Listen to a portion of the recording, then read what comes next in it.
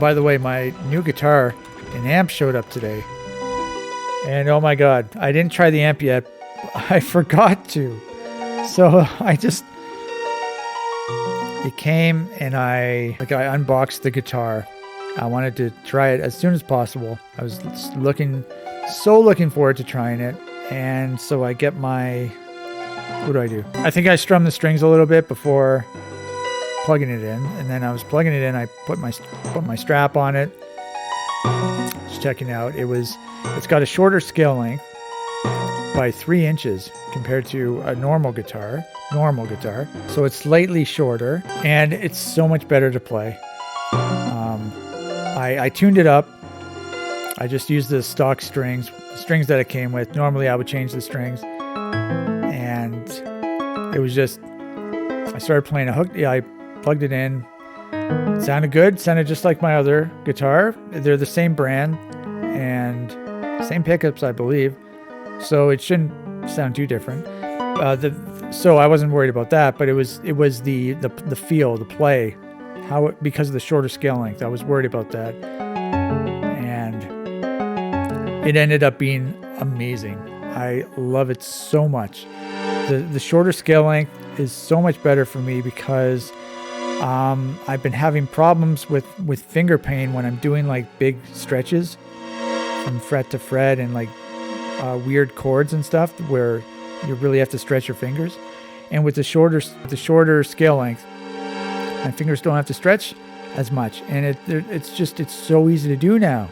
I don't have to worry about hurting my fingers. So that was amazing. And because of the shorter scale length, it's also lighter. It's a little bit lighter, and it's noticeably lighter. So that helps my back and my neck too. So I mean, it worked out so well. I was so happy with it. So I'm going to change the strings eventually, but I ended up, when I put it on, I was just playing around with it. I was liking it like immediately. And so I played along to my previous album that I released in December. That's what I've been doing. Like I'm trying to do it daily because I want to make a video where I play through the whole album on guitar. And so I was doing that with my old guitar, old now, as of today. And so I tried with my new guitar, and it went perfectly. And the parts that are hard to get to with my fingers, it worked out. It was easier. It just felt so much better. And so after I did that, after I played through the album, I immediately, because I've also been looking at new pickups, so I immediately bought a new EMG pickup.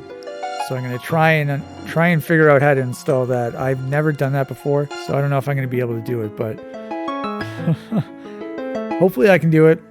And if I do it, at the very least, I should be able to try to install it in one of my old guitars, just to try and like see if I can hook it up correctly.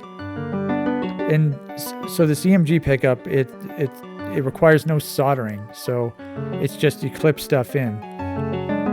So it's easy to hook up, it's easy to take apart. So I don't know, I might have to test it in an old guitar first. If I get it working, I'll take it apart and I'll put it in my new guitar. And I was going to buy some new locking tuners as well, but the ones I like are like $200, pretty ridiculously expensive.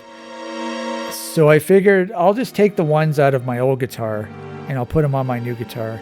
So my new guitar will be my main guitar, because I don't think I can justify paying another $200 for tuners. But the tuners make such a big difference for me because they just make playing so much better, and also changing strings and all that. So, by the way, if you're wondering what pickup I got, it was the EMG 81. They have a bunch of different ones. I didn't know which one to get, so I just went with the 81. I mean, I did listen to a couple videos. I had comparisons between a few different EMGs and whatnot, but I'll just go with the 81. It is the most popular. It did sound good in the video, so hopefully it'll sound okay. I had EMGs I had another Jackson that I bought in 2005, and there were EMGs in that. But I don't know what ones, like what what kind of EMGs. And that was from 2005. That was almost 20 years ago. Wow. So hopefully they sound okay.